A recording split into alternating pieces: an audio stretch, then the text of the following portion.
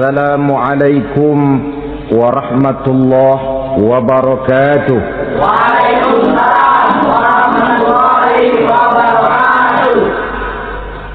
Alhamdulillah wassalatu wassalamu ala sayyidina Rasulillah sayyidina wa maulana Muhammad ibn Abdullah wa ala alihi wa sahbihi wa mawala. La hawla wa la quwwata illa billah, amma ba'du. Bapak-bapak, ibu-ibu, saudara-saudara kaum muslimin rahimakumullah. Di dalam kehidupan kita sebagai seorang muslim, minimal 5 kali dalam sehari semalam kita mendengar seruan untuk mendirikan solat yang disebut azan. Ada kalimat menarik di dalam kalimat azan itu, yakni seruan hayya 'alal falah, marilah menuju kepada keberuntungan, marilah meraih kemenangan. Seruan ini adalah kecenderungan dari setiap manusia, apapun warna kulitnya. Artinya, setiap orang dalam hidup selalu ingin meraih dan mencari kemenangan. Kemenangan akan melahirkan kepuasan batin, dan kepuasan batin memberikan kebahagiaan. Sedangkan kekalahan melahirkan penderitaan batin, dan penderitaan batin menjerumuskan seseorang di dalam berbagai bentuk kerugian. Jikalau inilah seruan azan, maka masalahnya ialah apa yang menyebabkan kita meraih kemenangan. Al-Quranul Karim memberikan tuntunan dan ajaran kepada kita bahwa orang-orang yang memperoleh kemenangan itu tidak lain adalah orang-orang yang bertakwa. Hanyalah mereka yang bertakwa kepada Allah Subhanahu wa ta'ala pada akhirnya akan tampil sebagai pemenang. Lalu siapa orang yang bertakwa itu? Dijelaskan dalam awal-awal Al-Baqarah, orang yang bertakwa yang akan meraih kemenangan. Pertama, allazina yu'minuna bil ghaib, yaitu orang-orang yang beriman kepada yang gaib, percaya bahwa ada alam yang gaib, alam yang abstrak, alam yang tidak bisa dijangkau oleh salah satu daripada panca indera kita. Mereka percaya dan beriman kepada adanya malaikat, beriman kepada adanya iblis dan jin, beriman kepada adanya alam kubur, beriman kepada adanya alam mahsyar, beriman kepada adanya alam akhirat, beriman kepada adanya surga dan neraka.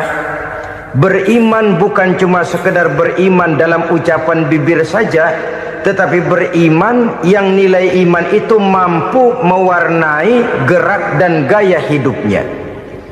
Iman yang meresap sampai ke tulang sumsum, kemudian memberikan dampak positif di dalam kehidupan manusia. Alam, kita tahu, adalah sesuatu yang selain Allah. Dan Allah bukanlah alam. Apapun namanya selain daripada Allah, itu adalah alam. Alam pada hakikatnya terbagi menjadi 2. Ada alam syahadah, alam nyata, alam konkret, alam yang bisa dijangkau oleh salah satu indera kita. Kemudian ada alam ghaib, alam yang tidak bisa dijangkau oleh panca indera kita, alam metafisika, alam abstrak, alam yang wajib kita imani keberadaannya. Kita percaya bahwa malaikat itu ada. Kita percaya kepada jin, bahwa jin itu ada. Kita percaya kepada adanya iblis dan setan. Bukan percaya kepada iblis dan setannya, percaya bahwa iblis dan setan itu ada. Itu termasuk salah satu daripada sifat orang yang bertakwa kepada Allah. Saudara-saudara kaum muslimin rahimakumullah, kecenderungan pembangunan yang lebih bersifat materialistis biasanya menggeser aspek kehidupan rohani. orang berpikir empiri, dan dalam pola pikir yang demikian, maka alam gaib tidak lagi mendapat perhatian.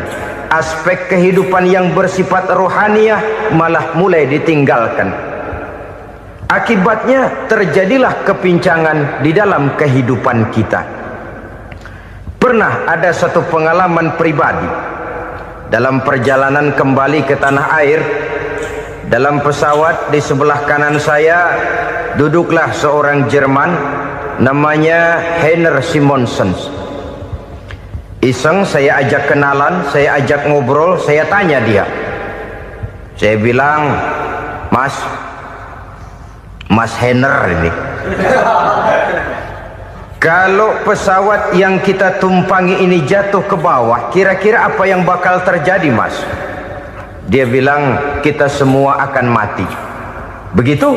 Iya. Oke. Apa itu mati? Tanya saya. Dia bilang, untuk tahu apa itu mati, kita harus tahu lebih dahulu apa itu hidup. Saya pikir nih bule bisa ngomong juga. Baiklah kata saya. Apa hidup menurut Anda itu? Oh, hidup itu dia bilang, kalau seluruh anggota badan kita bekerja secara normal, paru-paru memompa darah secara normal, jantung berdetak secara normal, sel-sel tubuh bekerja secara fit, dan organisme tubuh hanya mau bekerja secara normal, dia bilang, kalau kita memberi makan yang cukup, menu yang teratur, dan gizi yang lengkap. Saya bilang, kesimpulannya apa, Ner? Dia jawab, hidup adalah dari tangan ke mulut. Life is from the hand to the mouth, kata dia. Hidup adalah dari tangan ke mulut. Jadi masalah hidup tidak lebih daripada masalah isi perut. Orang pergi pagi, pulang sore, peras keringat, banting tulang, perut yang dibelain. Saya bilang, you are wrong. Sampean salah, Ner. Kamu orang Islam bukan? Bukan. Pantas. Kenapa saya salah? Dia bilang. Ya jelas salah. Salahnya di mana? Kamu ini manusia. Kalau hidup cuma dari tangan ke mulut, saya bilang, kambing di kampung saya juga begitu pikirannya, Ner. Itu kambing di kampung saya, asal perutnya kenyang, sudah hidup dia. Perkara besok bagaimana, lusa prospeknya macam mana, bulan depan ada apa, kambing nggak pernah mikir. Di kampung saya kambing juga pikirannya begitu. Kamu Kristen ya? Tadinya. Loh kok tadinya, lalu apa sekarang kamu ini? Dia bilang, sekarang saya netral. Saya tidak beragama, tapi saya percaya kepada Tuhan sebagai pencipta alam. Saya ingat benar dia bilang, I haven't any religious, but I believe to God as the creator of the world. Kenapa bisa netral begitu, Ner? Habis saya bingung katanya. Islam bilang Islam baik, Kristen bilang Kristen baik, Hindu Buddha bilang Hindu Buddha baik, semua agama baik. Saya netral sekalian, nggak beragama. Yang penting saya percaya kepada Tuhan. Saya bilang, Ner, kamu ini kayak orang mau beli celana. Lalu bingung, yang satu bilang Levi's bagus, yang satu bilang Blue Jean hebat, yang satu bilang Wool England hebat. Celana ini hebat, celana itu bagus, celana ini hebat. Semua celana bagus, kamu bingung. Akhirnya netral, tidak pakai celana. Itu juga salah. Saya pikir-pikir, kemudian saya melihat bahwa dua pola berpikir Heiner ini nampaknya sudah mulai menggejala di lingkungan masyarakat bangsa kita. Disadari atau tidak, secara jujur kita harus berkata, dua pola pemikiran Heiner ini mulai berkembang di tengah masyarakat bangsa kita. Pertama, pola pikir materialisme. Hidup adalah dari tangan ke mulut. Masalah hidup tidak lebih masalah isi perut. Itu yang perlu dibela, dan disitulah arti kehidupan.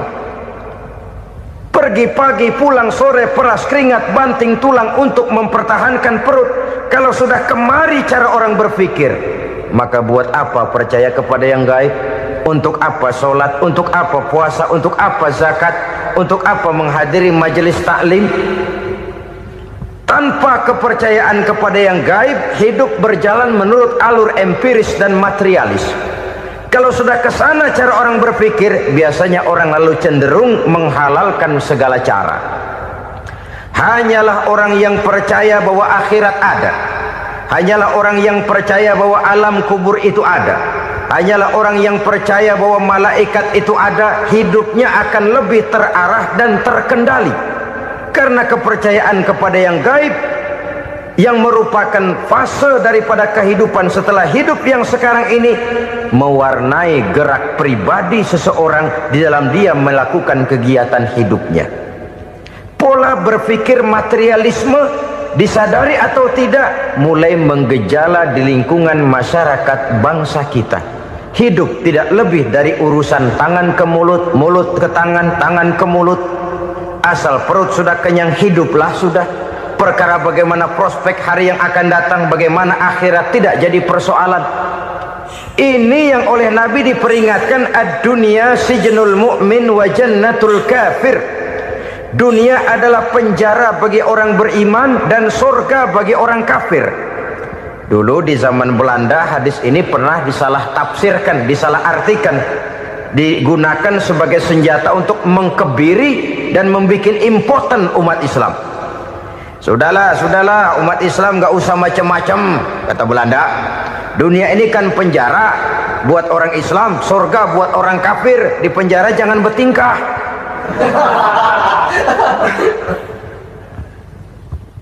Pengertiannya tidak begitu. Dunia adalah penjara bagi orang mukmin. Artinya dalam kehidupan dunia seorang mukmin tidak bebas memperturutkan hawa nafsunya. Dipenjara hawa nafsunya itu. Sebaliknya surga bagi orang-orang kafir. Buat orang kafir surgalah dunia ini. Mereka bebas memperturutkan hawa nafsunya. Dilarang tidak terlarang, dicegah pun tidak tercegah. Mereka hidup menurut alur bisikan nafsu mereka sendiri. Kemudian bila ajal datang, maut merenggut nyawa, selesailah surganya sampai di situ. Maka bagi orang-orang yang tidak percaya kepada adanya akhirat, kepada adanya alam gaib, surganya sebatas umurnya. Sekali lagi, surganya sebatas umurnya. Bila umur selesai, ajal pun datang merenggut nyawa, selesailah sudah surganya sampai di situ. Alangkah pendeknya perjalanan orang-orang yang tidak percaya kepada alam gaib ini. Bagi kita mukmin, jikalau kita mampu memenjarakan hawa nafsu, kita bisa bahagia di dunia ini. Dan Islam memang tidak menyuruh kita sengsara di dunia. Raih dunia, kejar dunia, gapai dunia sebagai alat untuk mencapai kebahagiaan di akhirat nanti. Hidup adalah satu perjalanan panjang yang terbentang sejak kita terlahir dari alam rahim sampai kepada alam akhirat nanti. Andai kata kita gagal meraih kebahagiaan di dunia, toh kita masih punya akhirat. Tapi jangan jadi dalil yang melemahkan semangat. Biarin dah kita di dunia kebelangsak, yang penting akhirat. Akhirnya dunia benar-benar kebelangsak. Bagaimana dunia ini bisa kita raih, dan bagaimana meraih dunia untuk menunjang kepentingan akhirat nanti. Yang kedua, dari pikiran Heiner yang saya lihat menggejala di lingkungan masyarakat bangsa kita, timbulnya manusia-manusia netral. Seolah-olah Tuhan yes, agama no. Sama Tuhan percaya, agama ogah. Tuhan ngangguk, giliran agama godeng. Padahal hampir dalam setiap ayat dalam Quran, kata-kata amanu biasanya bergandeng dengan wa amilus sholihat. Iman dan amal soleh. Ini sebagai isyarat Tuhan dan agama jangan pernah dipisah-pisah. Apabila kita bertuhan, maka kita harus beragama. Apabila kita beragama, maka agama itu harus bersumberkan dari Tuhan yang kita imani itu. Tidak mungkin kita pisah, Tuhan yes, agama no. Sama Tuhan percaya tapi agama bikin sendiri. Sembayangnya cukup bengong 2 jam madep ngulon.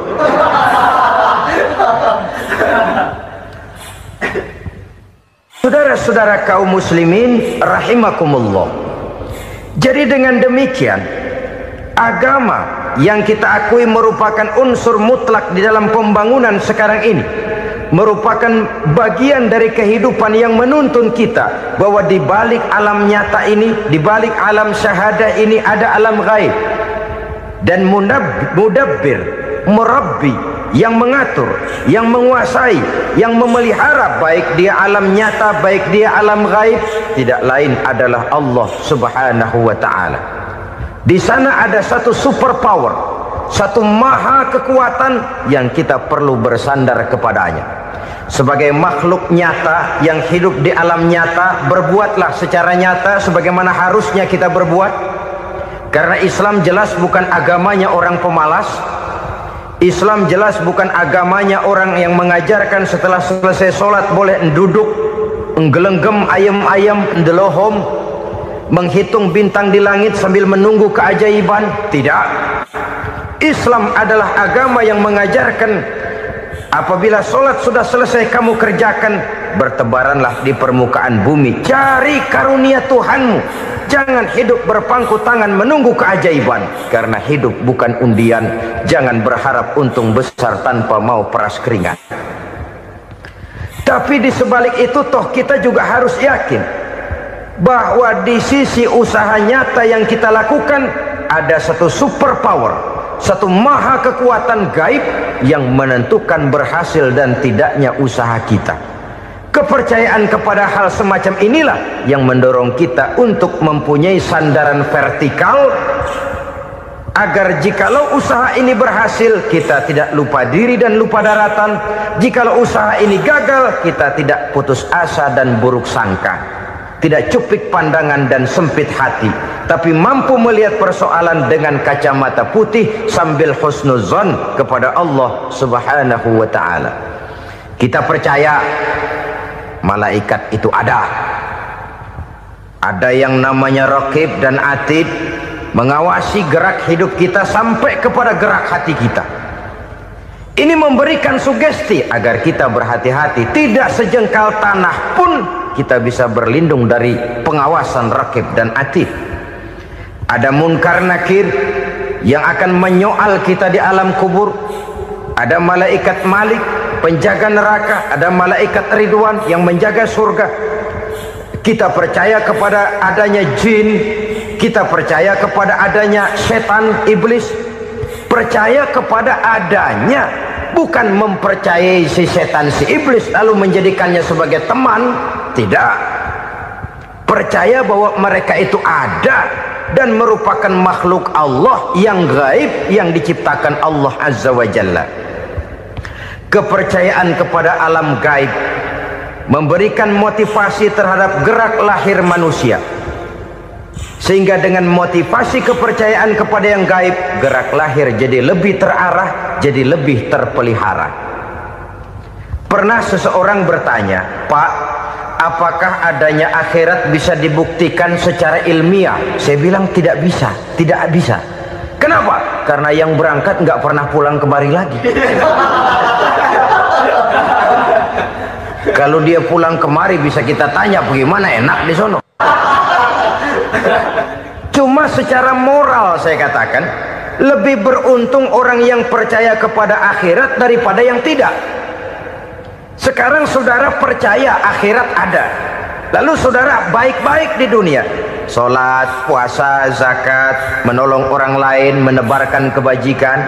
Saudara mati, andai kata akhirat tidak ada, toh dalam hidup saudara sudah berbuat baik, paling tidak nama saudara akan dikenang sebagai orang baik. Sebaliknya, saudara percaya, kata saya, bahwa akhirat tidak ada, lalu hidup semau-maunya, tenggelam dalam maksiat dan munkarat, menentang Allah, tidak mau ruku dan sujud, lalu saudara mati, kemudian akhirat ada, ayo mau apa? Bekal tidak punya. Jadi secara moral lebih beruntung orang yang percaya kepada adanya akhirat daripada yang tidak percaya. Dan itu alam gaib yang tidak bisa dibuktikan secara eksat. Jangankan untuk membuktikan seperti itu, dalam kehidupan sehari-hari saja yang kita rasakan tidak selalu berbentuk toh. Angin, bagaimana sih bentuknya angin? Kita tidak tahu. Merah, buktinya kalau dikerok merah. Yang merah itu kulit, yang kulit kita bukan anginnya. Sakit, rasa sakit itu ada, tapi bagaimana bentuk sakit kita nggak pernah tahu. Kalau kita makan cabai pedas, bagaimana bentuk pedas itu tidak ada, tapi rasa ada. Bentuk pedas hijau, cabainya bukan pedasnya. Tidak semua yang kita rasakan bisa kita gambarkan dalam bentuk yang konkret.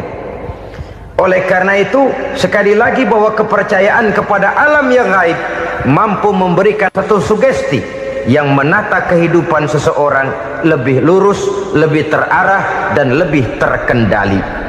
Maka wajar kalau kepercayaan kepada yang gaib mengantarkan seseorang untuk meraih kemenangan. Kenapa?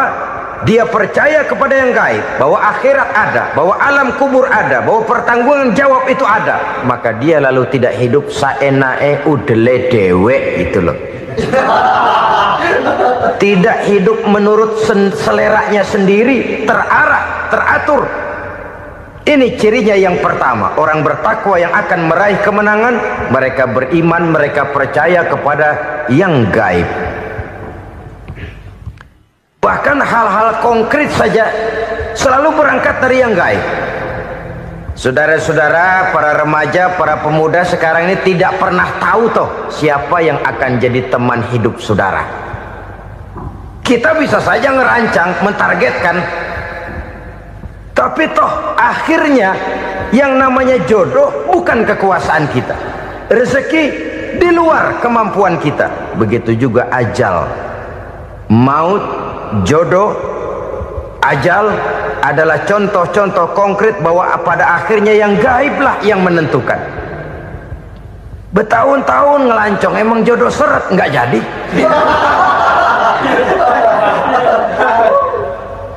Begitu kenal baru setengah malam nginep ditangkap hansip kan. Hal-hal semacam itu kadang-kadang kita berpikir suuzon, gile, perempuannya cakep banget, lakinya rebek amat. Memang begitulah jodohnya. Memang begitulah jodohnya. Saudara hadirin ma'asyiral muslimin yang saya hormati, jadi hal-hal yang konkret saja kita yakini sepenuhnya ditentukan oleh satu superpower yang gaib itu tadi. Dari sanalah segala ketentuan itu berangkat dan kesanalah segalanya akan kembali.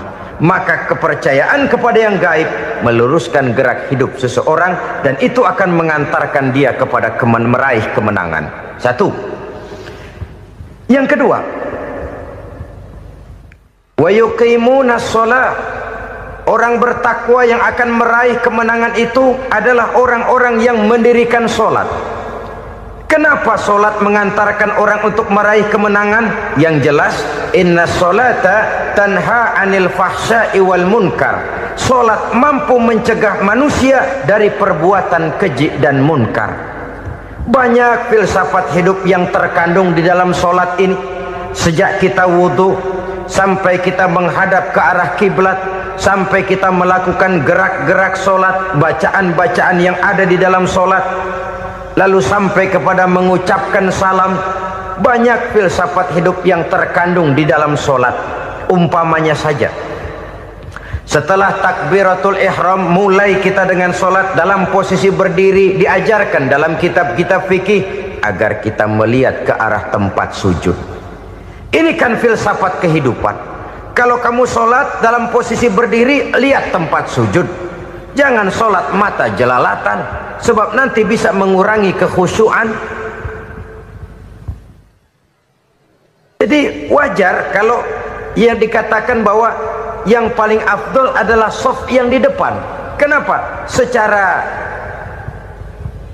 harfiah pengertiannya akan lebih mengundang kekhusyuan. Kenapa? Kalau kita di shaf paling depan di masjid umpamanya paling banter kita lihat tembok. Tapi kalau kita soft di tengah atau di belakang, orang-orang di depan kita pun akan kelihatan. Yang bajunya loreng, yang bajunya genggang, yang bajunya macam-macam. Kita lihat, kadang-kadang kita pikirin, ada yang bajunya bolong. Kita sholat tapi dalam hati, nih orang bajunya robek, yang nggak tahu apa.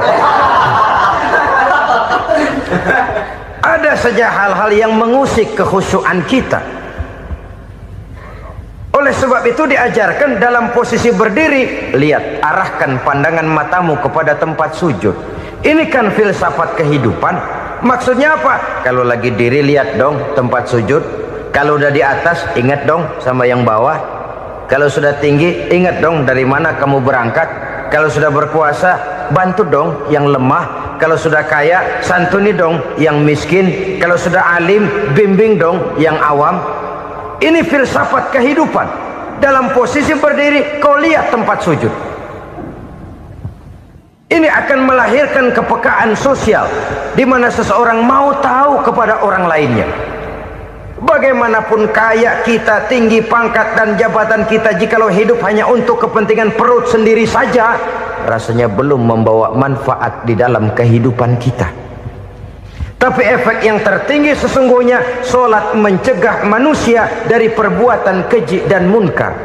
Perbuatan keji dan munkar, walaupun kelihatannya mendatangkan uang, membawa keuntungan, tapi itu keuntungan semu, keuntungan sementara. Dengan menipu orang lain kita bisa dapat untung, tapi tidak membawa berkah. Dan itu adalah kerugian besar dalam kehidupan kita. Maka untuk meraih kemenangan, harus dimulai dengan membentuk kepribadian yang tegar, memiliki sandaran vertikal yang langsung kepada Allah Subhanahu wa ta'ala. Dan itu hanya bisa kita tempuh melalui jalur ibadah formal yang sudah ditentukan Allah, yakni solat yang 5 waktu. Untuk memperkuat itu, ada solat-solat sunnah, rawatib, nawafil, sebagai terminal-terminal kontrol cadangan untuk memelihara stabilitas temperatur batin di dalam kita berhubungan dengan zat yang maha gaib, yaitu Allah Subhanahu wa ta'ala. Orang sering bertanya, Pak, itu tetangga saya nggak sholat, duitnya nggak habis-habis, Pak. Nggak sholat tapi mobilnya tambah terus. Nggak sholat tapi usahanya makin maju. Tapi di sisi lain ada orang yang rajin sholat, rezekinya butak bener. Anaknya mana kurus, mana korengan. Saudara hadirin ma'asyiral muslimin rahimakumullah. Harus saya katakan bahwa solat memang bukan untuk cari duit. Solat adalah sandaran vertikal kita kepada Allah. Sedangkan soal rezeki itu berkaitan dengan sifat Allah maha pengasih dan maha penyayang. Allah maha pengasih, siapapun dikasih kalau mau usaha. Allah maha penyayang, tidak semua orang disayang oleh Allah Azza wa Jalla. Dan belum tentu banyak harta itu merupakan nikmat. Mungkin juga istidraj. Artinya istidraj itu dikasih tapi diambulin, kalau bahasa Betawinya itu. Dikasih tapi diambulin, itu bukan merupakan nikmat sesungguhnya, lebih merupakan azab dari Allah Subhanahu wa ta'ala.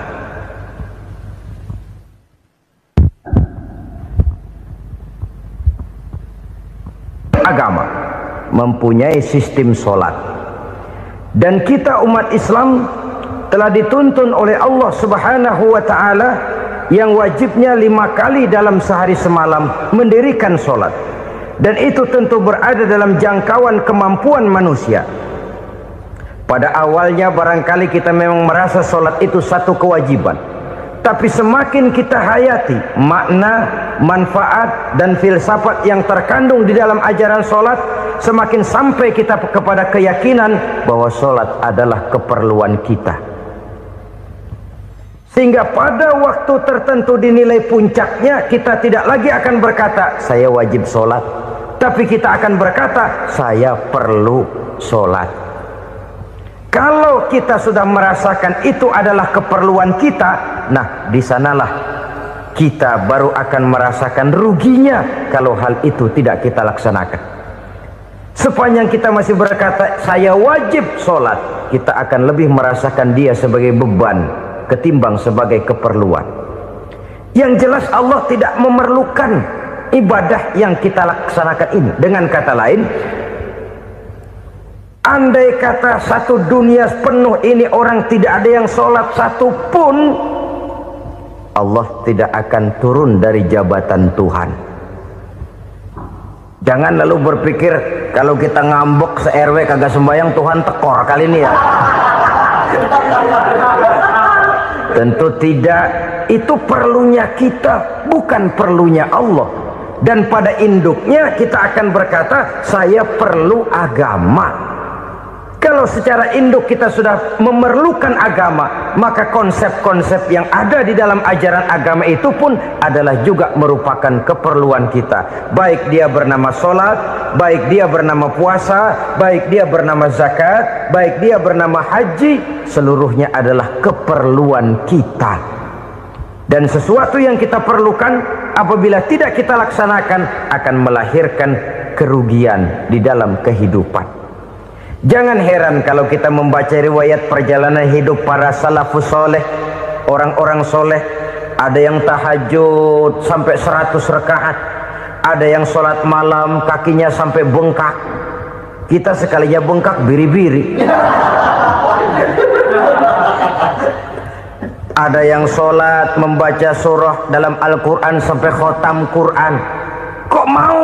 Mereka sudah merasakan itu keperluan. Itu saja soalnya. Satu saat pun jikalau kita merasa bahwa itu keperluan saya, kita pun akan melaksanakan seperti itu. Keperluan saya dalam kehidupan. Inilah yang kedua. Yang ketiga, orang bertakwa yang akan meraih kemenangan itu, wa mimma razaqnahum yunfikun. Mereka membelanjakan sebagian daripada rezeki yang diberikan Allah kepada mereka. Mereka infakkan di jalan Allah. Ada satu dialog menarik. Satu hari seorang anak muda bertemu dengan seorang kakek-kakek yang sudah dikenalnya baik. Bertanyalah anak muda ini, "Kek, umur kakek berapa tahun?" 15 tahun, kata si kakek. "Anak kakek berapa orang?" 1. "Harta kakek berapa banyak?" 15 juta. Si anak muda ini bengong, lalu protes, "Kok kakek bohongin saya?" "Kenapa?" "Saya tahu umur kakek 70 tahun. Kenapa ngaku 15? Saya tahu anak kakek 5. Kenapa bilang 1? Saya tahu kakek miliuner, miliaran uang kakek. Kenapa ngaku cuma 15 juta? Begini, kata si kakek tadi. Benar, umur saya 70 tahun. Tapi dari umur yang 70 tahun itu baru 15 tahun terakhir ini saya merasakan ibadah kepada Allah. Meninggalkan maksiat, jauh dari segala macam munkarat. Maka yang 15 tahun inilah yang benar-benar saya rasakan sebagai umur saya. Benar anak saya 5, tapi yang 4 susah diatur. Cuman 1 rasanya nih yang bakal jadi si buah hati belahan jantung pelanjut cerita penerus sejarah. Cuma 1 ini yang saya harapkan, yang akan jadi anak soleh, yang akan membuat saya menerima pensiunan pahala. Kalau yang 4 apek dah, nggak ada harapan. Yang 1 nyekek botol melulu. Oh begitu, iya. Lalu kenapa kakek bilang harta kakek cuma 15 juta padahal saya tahu kakek uangnya miliaran, depositonya banyak? Ya karena 15 juta itulah yang saya ingat yang pernah saya belanjakan di jalan Allah. Saya merasa itulah harta saya yang sebenarnya. Yang miliaran yang saya simpan di bank kelak kalau satu saat saya mati akan jadi rebutan di antara anak-anak saya. Iya kalau anak saya soleh kayak yang 1 ini. Kalau yang 4 tadi udah tulen dia bakal berantem dah berebut tuh. Jadi 15 juta yang saya belanjakan di jalan Allah inilah yang saya merasakan benar-benar harta saya yang sesungguhnya. Dialog ini patut menjadi bahan renungan kita bersama. Diberikan kita umur 40, 50, 60, 70, 80. Berapa tahun dari umur yang diberikan itu yang jalan mulus, yang kita gunakan untuk melaksanakan ibadah? Banyak harta kita simpan di bank, di lemari, di dompet, di tas. Tapi berapa yang sudah kita depositokan di jalan Allah yang akan menemani kita di hari kita kembali nanti? Maka orang bertakwa yang akan meraih kemenangan, wa mimma razaqnahum yunfikun, mereka membelanjakan sebagian dari rezeki yang diberikan Allah di jalan Allah Subhanahu wa ta'ala. Ma'asyiral muslimin rahimakumullah, zahirnya memang kita memberikan kepada orang lain, tapi hakikatnya kita menyimpan untuk diri kita sendiri. Kita memberikan kepada yatim piatu 25.000. Zahirnya kita memberikan si yatim, hakikatnya kan kita cuma nyimpan. Saya berikan, titip kepadamu, ini untuk saya di akhirat. Kau boleh belikan baju, kau boleh belikan untukmu makan, kau boleh bayarkan sekolahmu. Ini untuk saya. Hakikatnya kita nyumbang masjid 1 juta, zahirnya kita berikan kepada panitia masjid, tapi hakikatnya kan cuma titip. Titip 1 juta ya, untuk saya di alam kubur nanti. Silahkan kau boleh belikan semen, ini uang, belikan besi, belikan pasir. Saya cuma sekedar titip untuk kepentingan saya. Hakikatnya kita cuma sekedar menitip. Sebagaimanapun pada hakikatnya, apapun yang kita miliki dalam kehidupan kan cuma sekedar hak guna pakai, bukan hak milik mutlak. Harta kita, rumah kita, kendaraan kita, kebun kita, pabrik kita, hak guna pakai saja. Hak milik mutlak cuma untuk Allah Subhanahu wa ta'ala. Saudara-saudara kaum muslimin rahimakumullah, ini yang ketiga. Kemudian yang keempat, orang-orang bertakwa yang akan meraih kemenangan, allazina yu'minuna bima unzila ilaika, mereka yang beriman, mereka yang percaya kepada apa yang telah diturunkan kepadamu Muhammad, ay Al-Quran, yakni Al-Quranul Karim. Setelah percaya kepada yang gaib, mendirikan solat, kemudian menginfakkan sebagian dari rezeki yang diberikan Allah, mereka juga lalu percaya kepada yang diturunkan terhadap Nabi, yaitu tidak lain Al-Quranul Karim. Sekali lagi di sini, percaya bukan hanya sekedar percaya saja, tetapi percaya lalu menjadikan Al-Quran itu sebagai pedoman hidup.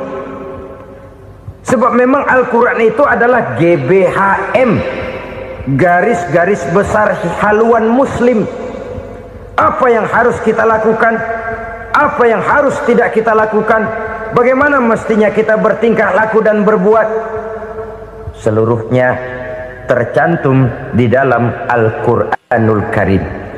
Itu sebabnya ketika satu hari Aisyah ditanya bagaimana akhlak Rasul, beliau menjawab, kana Rasulullah sallallahu alaihi wasallam khuluquhul Quran. Akhlak daripada Rasulullah tidak lain adalah Al-Quran.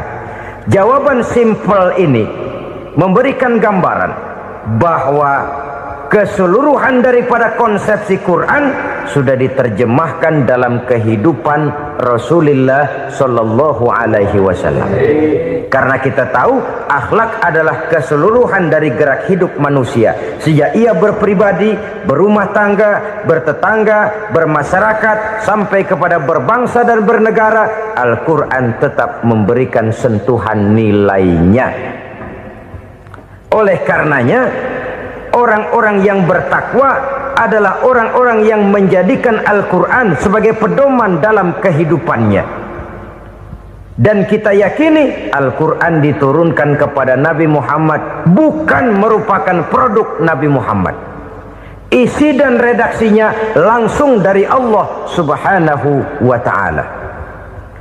Kemudian cirinya yang kelima, orang bertakwa yang akan meraih kemenangan itu, wa ma unzila min qablika.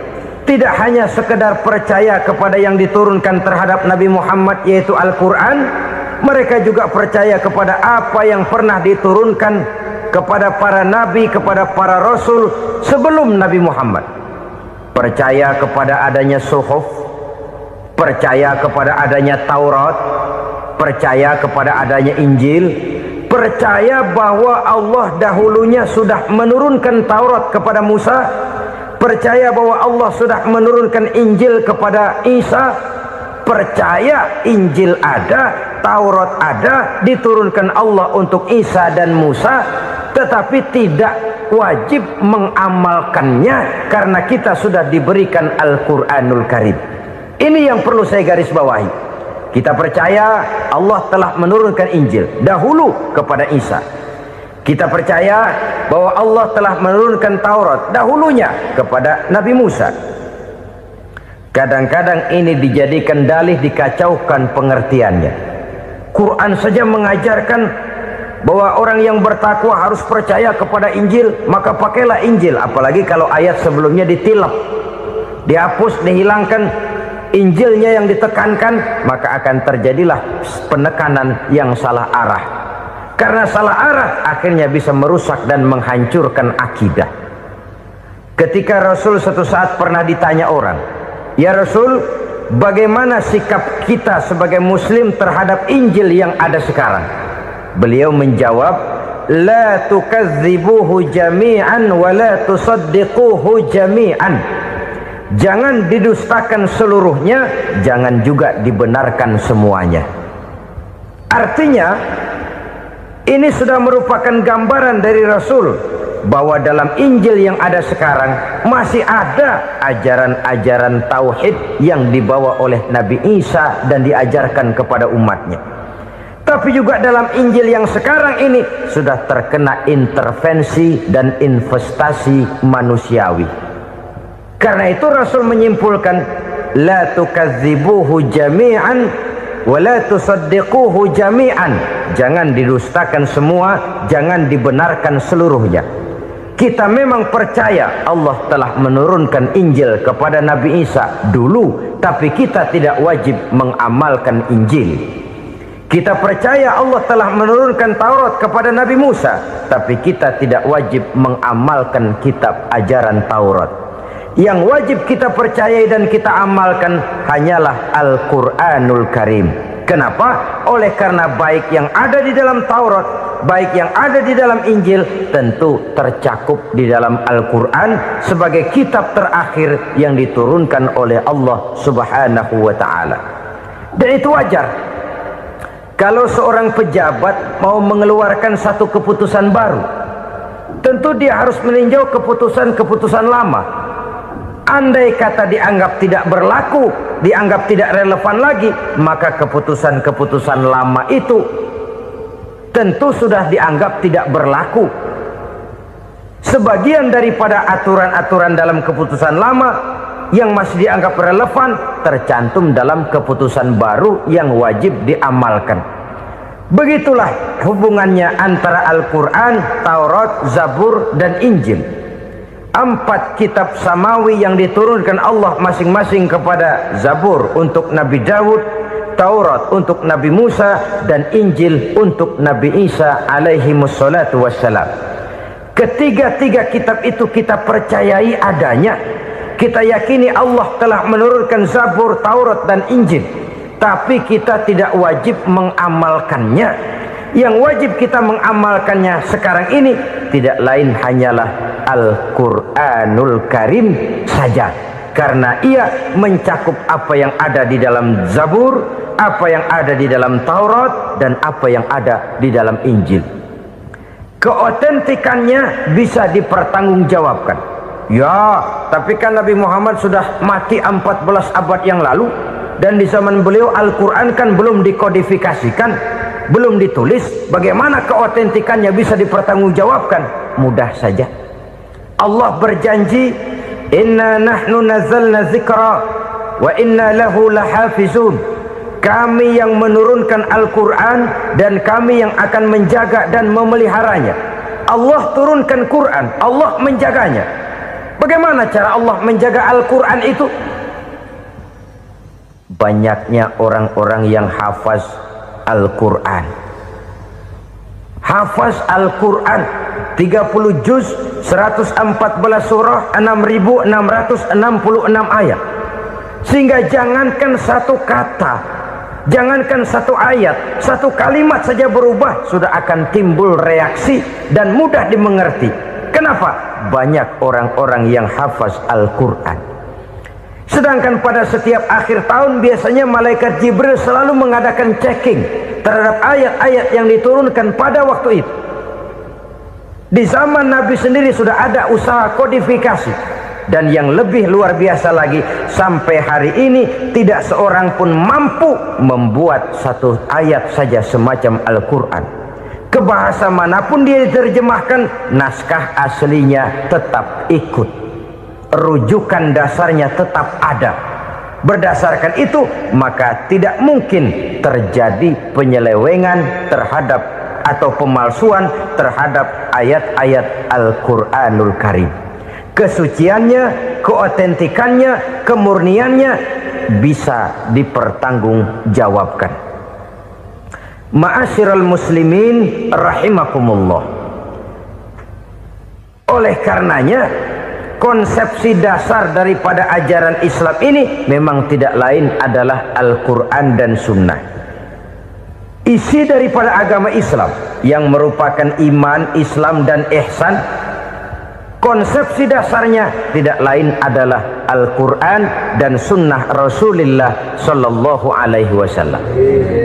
Maka yang kita perlukan sekarang ini adalah terjemahan Al-Quran di dalam kehidupan kita. Dengan demikian maka gaya kehidupan yang lebih Qurani itulah yang kita dambakan.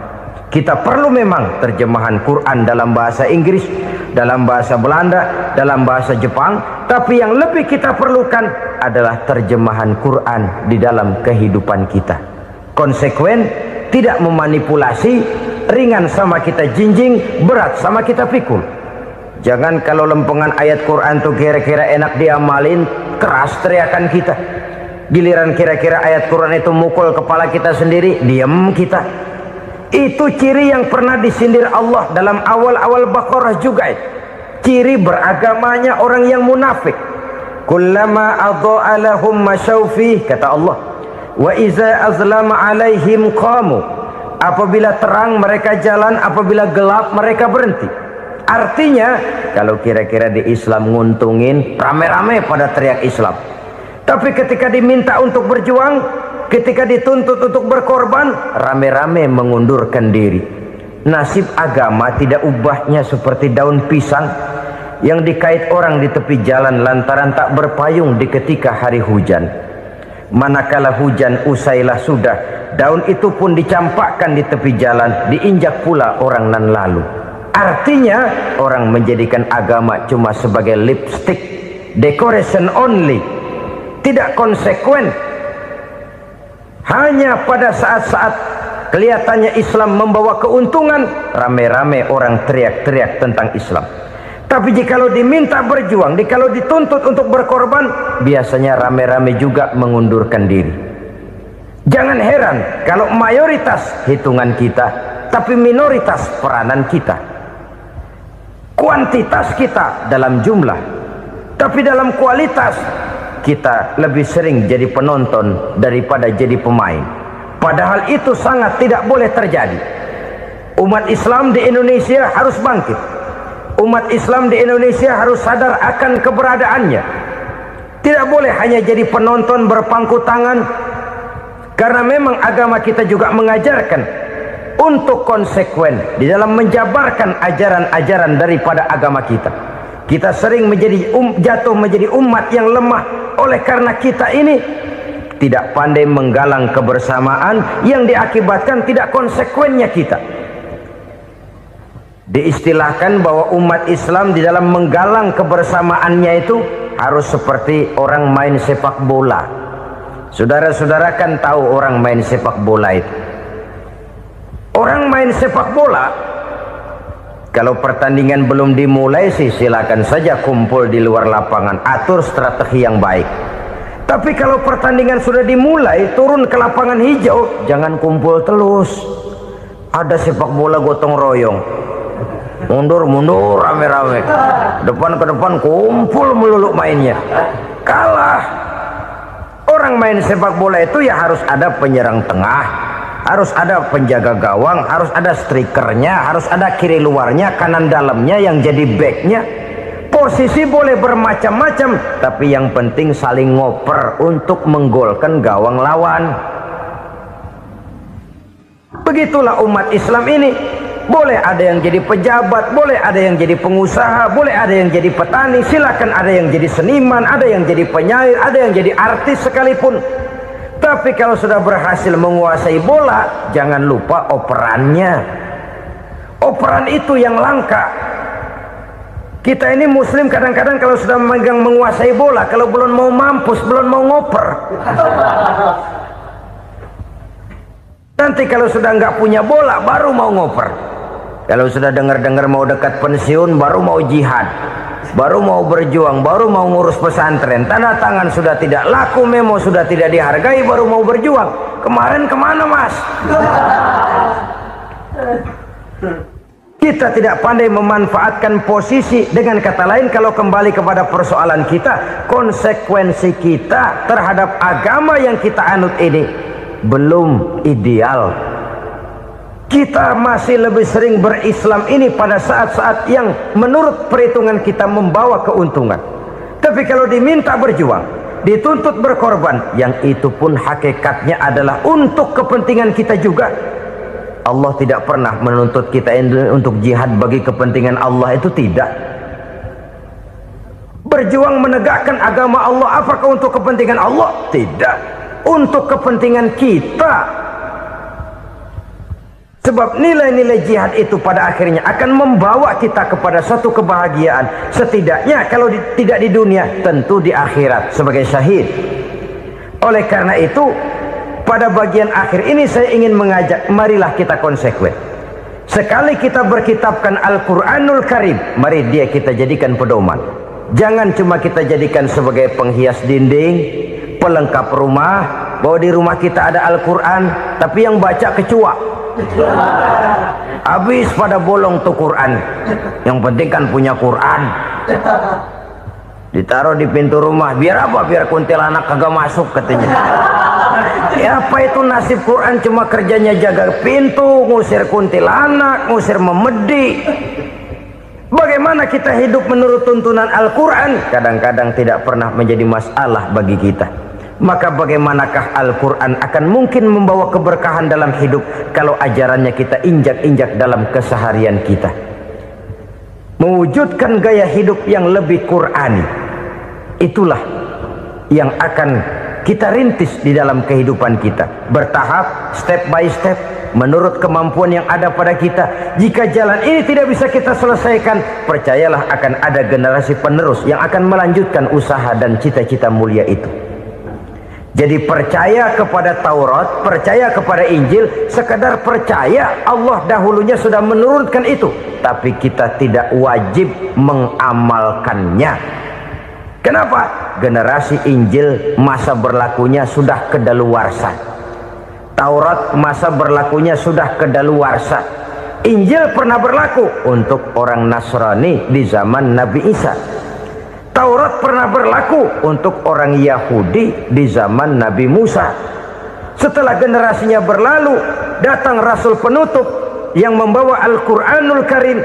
Maka Al-Quran itulah yang berlaku menjadi pedoman sampai hari akhir nanti.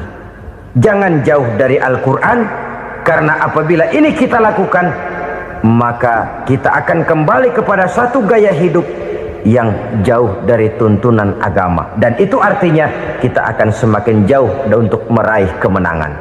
Saudara-saudara kaum muslimin rahimakumullah, yang keenam, yang terakhir, orang-orang bertakwa yang akan meraih kemenangan itu wabil akhirati hum yuqinun.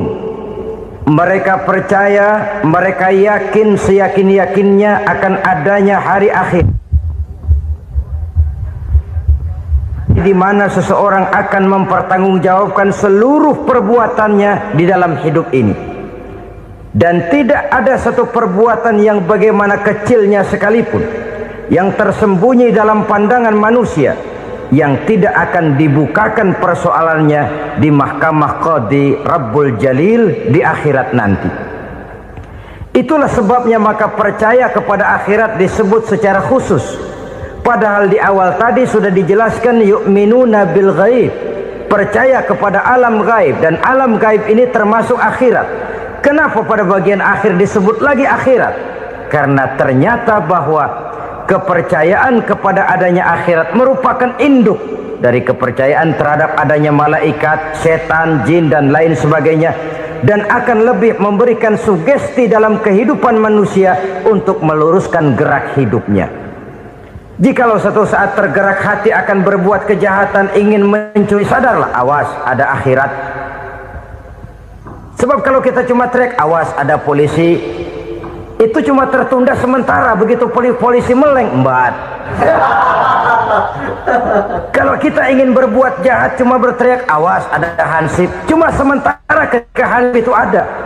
Tapi kalau ceritanya awas ada akhirat, mau menyeleweng awas ada akhirat, mau berjudi awas ada akhirat, mau mencuri awas ada akhirat. Keyakinan yang akan meluruskan gerak hidup manusia sehingga gerak itu jadi lebih terarah dan terkontrol, tidak merugikan baik diri sendiri, lebih-lebih orang lain. Ternyata bahwa kepercayaan kepadanya adanya hari akhirat sanggup menjadi sumber daya kontrol dari kehidupan manusia sehingga ia tidak terjebak dalam perbuatan maksiat dan munkarat. Saudara-saudara kaum muslimin, inilah saja yang kita bicarakan pada pertemuan kali ini. Semoga Allah subhanahu wa ta'ala memberikan kekuatan zahir dan batin kepada kita untuk dapat meraih kemenangan dengan beriman kepada yang gaib, mendirikan solat, membelanjakan sebagian dari rezeki yang diberikan Allah, percaya kepada Al-Quran, beriman kepada kitab-kitab yang diturunkan sebelum Al-Quran, lalu meyakini adanya hari akhirat. Terima kasih.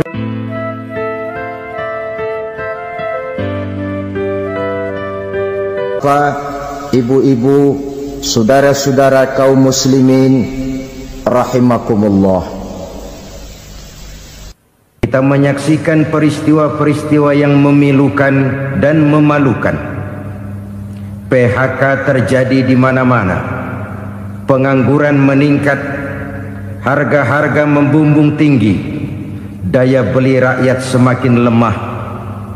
Sementara di bidang politik, kejadian-kejadian memberikan indikasi bahwa persatuan dan kesatuan kita sebagai bangsa dewasa ini tengah berada dalam ujian yang berat.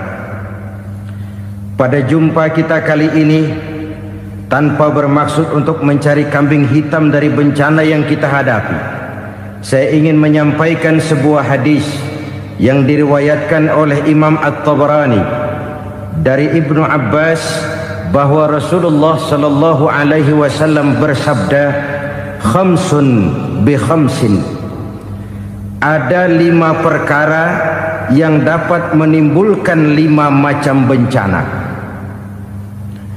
Mari kita renungi hadis ini satu demi satu sebagai bahan introspeksi buat kita semua dalam menghadapi bencana yang tengah berlaku sekarang ini. Yang pertama, ma naqasa qaumul ahda illa sullita alaihim aduwwuhum. Apabila suatu kaum sudah mengingkari janjinya, maka mereka pun akan dikuasai oleh musuh-musuh mereka. Sederhana saja nampak kalimat dalam hadis ini. Apabila orang sudah mengingkari janji, mereka akan dikuasai oleh musuh-musuh mereka sendiri. Dan musuh kita yang paling utama saat ini adalah kemiskinan dan kebodohan. Kenapa itu terjadi? Karena kita mengingkari janji kita sendiri. Di saat awal-awal berdirinya Orde Baru, kita pernah berjanji untuk melaksanakan Pancasila dan Undang-Undang Dasar 45 secara murni dan konsekuen. Kita berjanji bahwa kita akan menegakkan pemerintah yang bersih dan berwibawa. Itu semua pada permulaannya. Waktu demi waktu berjalan, kita lupa dengan janji yang kita ucapkan itu. Ketuhanan yang Maha Esa kita ucapkan, tapi kesetanan yang luar biasa yang kita lakukan. Kemanusiaan yang adil dan beradab yang kita dengungkan, tetapi kemanusiaan zalim dan biadab yang kita praktekkan. Sederhana saja saudara, hampir setiap pejabat pada posisi-posisi kunci, di awal-awal ia memangku jabatan itu, biasanya ia mengucapkan sumpah dengan lafaz demi Allah, bahwa dalam melaksanakan jabatan ini saya tidak akan menerima hadiah atau pemberian dalam bentuk apapun. Itu pada permulaannya. Lama-lama rupanya hadiah itu asik juga, mulai diterima. Lama-lama dirasa kurang, mulai menagih. Dan akhirnya terjadilah praktek yang disebut suap menyuap, semir menyemir, dan lain sebagainya. Kalau ini sudah menjadi kenyataan, bagaimana kita mau menegakkan pemerintah yang bersih dan berwibawa? Undang-Undang Dasar 45 menyatakan bahwa bumi, air, dan seluruh kekayaan negara dikelola oleh negara bagi sebesar-besar kemakmuran rakyat. Yang terjadi adalah bahwa kita merasa mewakili rakyat untuk menikmati harta dan kekayaan negara, sehingga rakyat banyak tidak bisa ikut menikmatinya. Menumpuklah harta itu sehingga terjadilah pepatah, gunung ditimbun, sumur digali. Yang kaya semakin kaya, yang miskin semakin terpuruk. Kita ingkar dengan janji yang kita ucapkan di awal-awal kita bergerak. Kita ingkar dengan janji pada saat kita mengatakannya dengan menyebut nama Allah, dengan mempertaruhkan nama Tuhan, sehingga pada akhirnya jabatan pun mengalami tender. Sudah menjadi rahasia umum, orang mau jadi lurah mesti mengeluarkan uang, mau jadi camat mesti mengeluarkan uang, mau jadi wali kota, bupati, bahkan gubernur, itu ada pasarannya. Secara logika, kalau orang memperoleh satu jabatan karena banyak mengeluarkan uang, tentu pada saat ia mengeluarkan uang, ia sudah punya pemikiran, modal pasti pulang, modal pasti kembali. Kalau orang memperoleh suatu jabatan karena banyak mengeluarkan uang, maka langkah pertama yang dia lakukan setelah memangku jabatan itu ialah bagaimana uang bisa kembali, bagaimana modal bisa pulang. Kalau modal sudah pulang, pikiran berikutnya bagaimana supaya dapat untung. Lalu kapan mau bekerja untuk kepentingan rakyat? Itu nomor 18. Kemudian kalau ada proyek-proyek besar, pertanyaannya ialah bukan apakah proyek ini bermanfaat bagi rakyat, apakah proyek ini layak untuk diteruskan, tetapi yang jadi pertanyaan paling utama ialah bagian saya berapa duit dari proyek ini. Kita bisa lihat proyek, mega proyek lahan 1 juta hektar di Kalimantan Tengah, triliunan rupiah, dan proyek itu gagal. SD Impres bulan ini diresmikan, bulan depan retak. Jembatan-jembatan bulan ini gunting pita, bulan depan runtuh. Kita ingkar dengan janji. Kita berkata kita bekerja untuk kepentingan rakyat, tapi kita tidak pernah mengenal rakyat itu. Apabila suatu kaum sudah mulai mengingkari janji, maka mereka akan dikuasai oleh musuh-musuh mereka. Akibatnya tersusunlah barisan-barisan sakit hati, yang makin lama makin menjadi bola salju, menggelinding membesar, dan kemudian terjadilah hal-hal yang tidak kita inginkan lagi. Apabila suatu kaum sudah mengingkari janji, maka mereka akan dikuasai oleh musuh-musuh mereka. Ini penyebab bencana yang pertama. Kita tidak konsekuen. Tadinya kita dengan lantang teriak-teriak berantas korupsi, ganyang korupsi. Pada waktu kita belum mendapat kesempatan. Setelah kita naik punya kesempatan, rupanya korupsi enak juga dirasa. Terjadi pergeseran nilai, orang luntur kehilangan idealisme awal. Lalu untuk menghibur diri, menutup kesalahan, kita gunakanlah pepatah bahwa tidak ada gading yang tak retak, bahwa kita harus mikul dhuwur mendem jero. Itu semua cuma sebagai dalih agar kesalahan kita tidak dibicarakan orang lain. Padahal kita sendiri yang mengingkari janji. Kita yang keluar dari komitmen awal kita. Kita berjanji melaksanakan Pancasila dan Undang-Undang Dasar 45 dengan murni dan konsekuen. Kita berjanji untuk menegakkan pemerintah yang bersih dan berwibawa. Namun dalam kenyataannya itu tidak kita laksanakan dengan sebagaimana mestinya. Kita bergeser, kita mengalami proses degradasi, peluncuran nilai, dan akhirnya terbentuklah barisan-barisan sakit hati yang semakin lama semakin membesar itu. Kita harus introspeksi. Memang kalau zaman sedang susah, biasanya kambing hitam laris, tukang kompor gentayangan.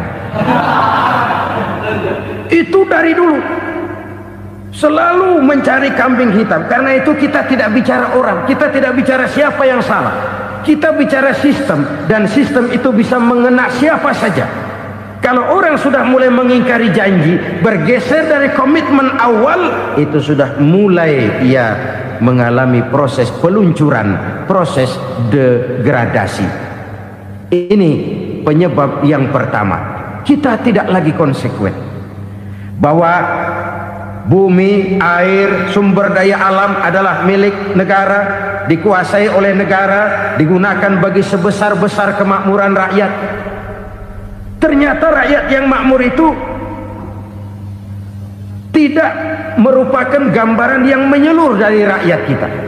Undang-undang dasar kita menganut ekonomi kekeluargaan, tapi yang kita praktekkan adalah ekonomi keluarga. Kalau bukan keluarga nggak dapat proyek.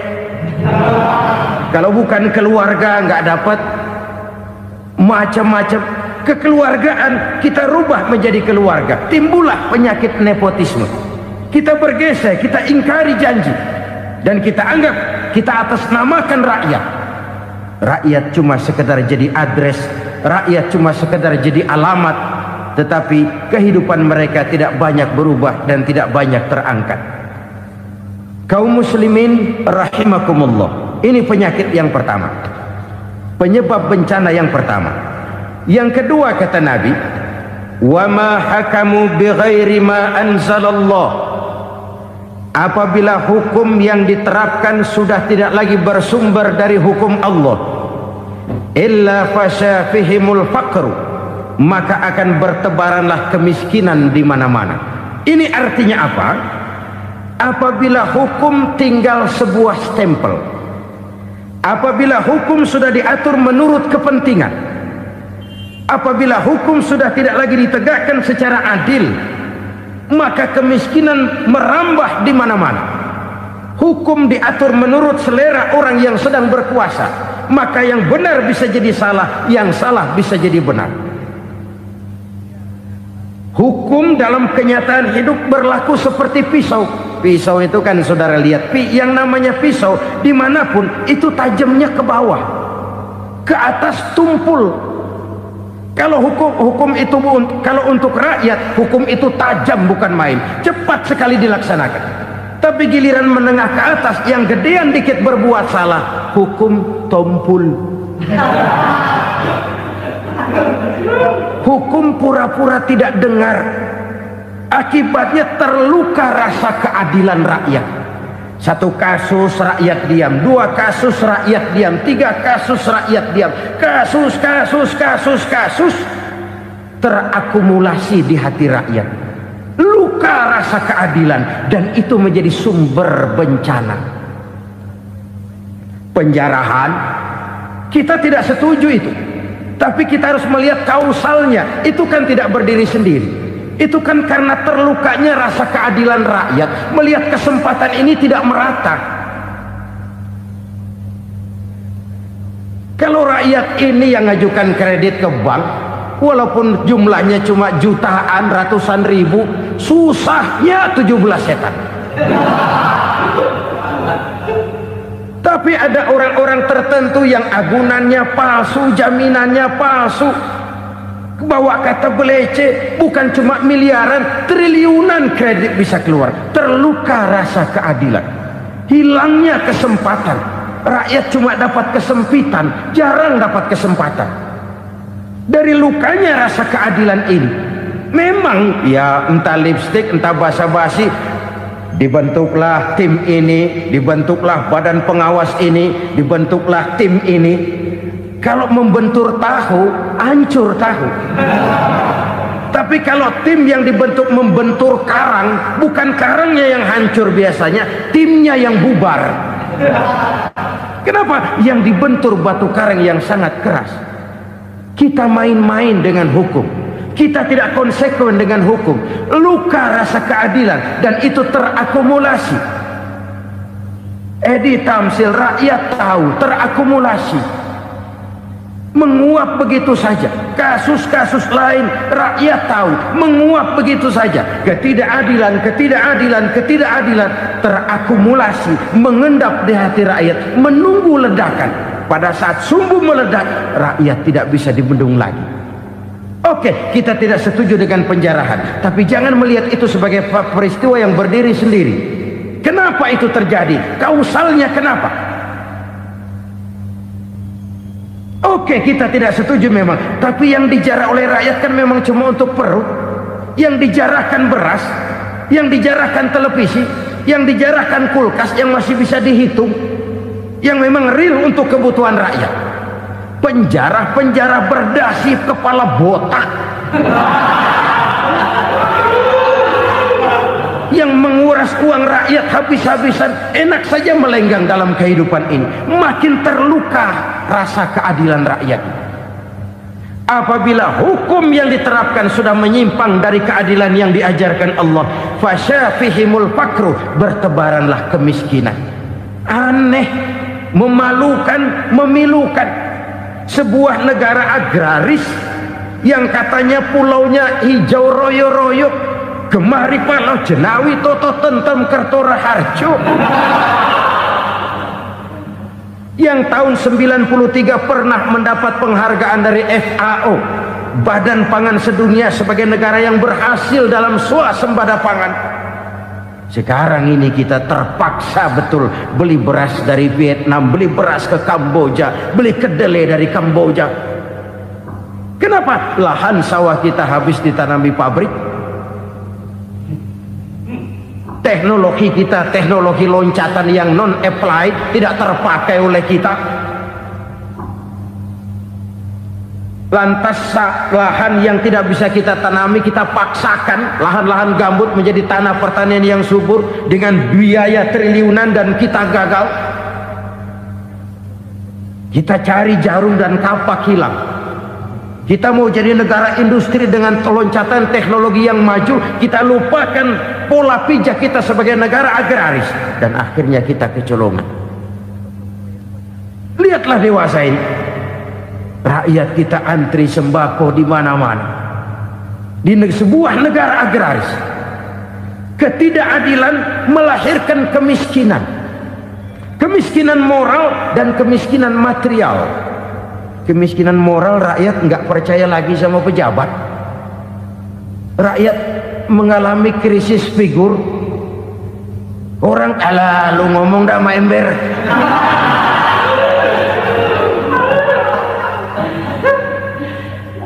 Penataran yang menghabiskan biaya miliaran itu melahirkan pejabat-pejabat korup.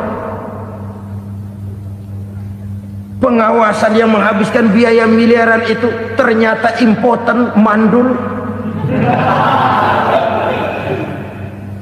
Kemiskinan moral. Jujur saya berkata, saudara-saudara, setelah pintu reformasi dibuka, itu yang masuk memang macam-macam. Ada yang memang punya tujuan murni, konsekuen, dan punya konsep. Ada yang nunggu di tikungan, begitu mobil lewat nyamber pintu, berangkat ikut reformasi. Ada Ada yang memanfaatkan momentum mumpung untuk nyampein unek-unek, ngerti nggak, pokoknya ngomong.